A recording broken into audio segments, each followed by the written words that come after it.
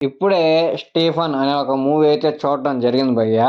ఈ movie 2 hours run టైమ్‌తో నెట్‌ఫ్లిక్స్‌లో అయితే స్ట్రీమ్ అవుతుందనమాట. ఈ మూవీ డిసెంబర్ 5 రిలీజ్ అయింది. కానీ నాకు చూసే ఓపిక లేక నిదానంగా ఆరాంసే చూద్దాంలే అని చెప్పి ఇప్పుడైతే చూడటం జరిగిందనమాట. యాక్చువల్‌గా ఇదొక తమిళ్ డబ్బుడ్ మూవీ అనమాట. తెలుగులో అయితే రీసెంట్‌గా డబ్ చేసి నెట్‌ఫ్లిక్స్ వాళ్ళే డైరెక్ట్‌గా అయితే ఆన్‌లైన్‌లో అయితే స్ట్రీమ్ చేశారనమాట. ఇక ఫైనల్‌గా నాకు మూవీ చూసాక ఎలా అనిపించిందంటే, ఓకే. పర్లేదు. అలా ఎళ్ళిపోయింది మూవీ. స్టార్టింగ్ 40 మినిట్స్, 1 అవర్ మాత్రం స్టోరీ బిల్డ్ చేసుకున్నాడు భయ్య. వేరే లెవెల్ అనిపిచ్చింది. ఒరేయ్! నెక్స్ట్ 1 అవరు దీన్నే స్టోరీ లైన్ ఇలా పికప్ చేసి గాని లాస్ట్‌కి లాక్కొచ్చావంటే ఇంకో లెవెల్‌లో ఉంటదిరా మూవీ అనుకుంటా ఉన్నాను.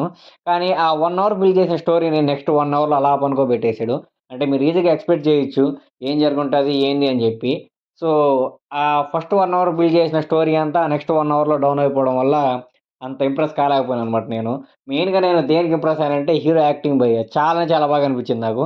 అంటే ఒక సైకోపాత్ ఎలా అయితే యాక్ట్ చేస్తాడో సేమ్ అలాగే యాక్టింగ్ చేసాడనమాట. క్లైమాక్స్‌లో ఒక ట్విస్ట్ ఉంటదనమాట. అది ట్విస్ట్ అని కూడా చెప్పలేము.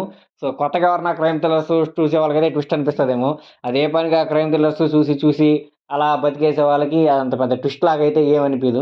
సో, చాలా క్యాజువల్ ట్విస్ట్ లాగే అనిపిస్తది. కానీ కొత్తగా చూసే వాళ్ళకి మాత్రం కొంచెం ఓకే. ఇది బయటికి రాలేదా? ఇలా జరిగిందా? అన్న చిన్న ఫీలింగ్ అయితే వస్తదనమాట. సో, మూవీ గురించి చెప్పుకోవడానికి ఏమి లేదు. ఒక 9 మంది అమ్మాయిలు చనిపోతారనమాట.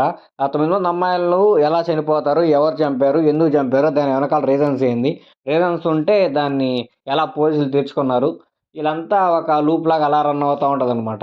సో, ఫస్ట్ 1 అవర్ మాత్రం మీరు ఖచ్చితంగా మూవీకి ఒరేయ్! ఏదో జరుగుతుందిరా మూవీలో అని ఇంటెన్స్‌గా అయితే చూడటం అయితే స్టార్ట్ చేస్తారనమాట.